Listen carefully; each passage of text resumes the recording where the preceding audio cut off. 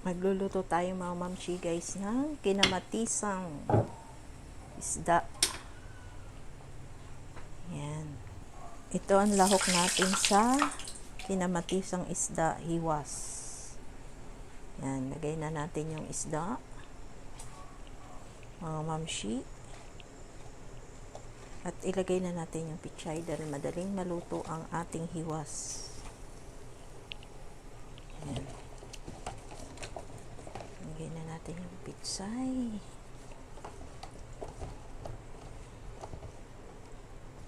Yummy yummy yan mga mamshi. Tayin natin maluto. Ayan, titimplahan natin siya mamaya. Yan mga mamshi. Pipirituhin natin yung ibang hiwas na isda. Mga mamshi, magpiprito tayo ng hiwas. Yan ang ating lulutuin. Crispy fry na fish. Sarap to, very delicious. Crispy fry fish. Yan po ang ating crispy fry. Yan. Lumulak na ang ating, kumulo na ang ating kinamatisang isda na hiwas. Lalagyan siya natin ng kalamansi, lemon. Pag naluto na mga mamshi. Itim. Yan ang ating kinamatisang isda na hiwas. Very delicious yan mga mamshi guys. Tikman na natin. Wow, sarap.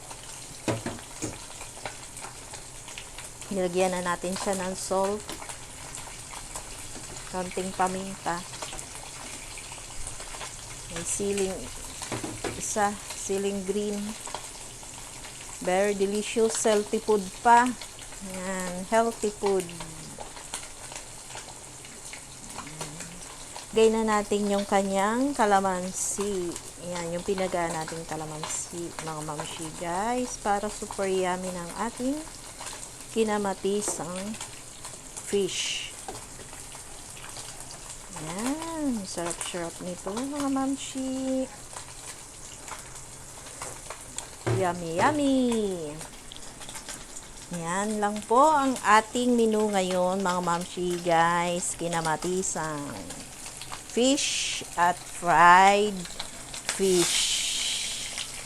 Yan lang ang ating menu mga mamshi guys.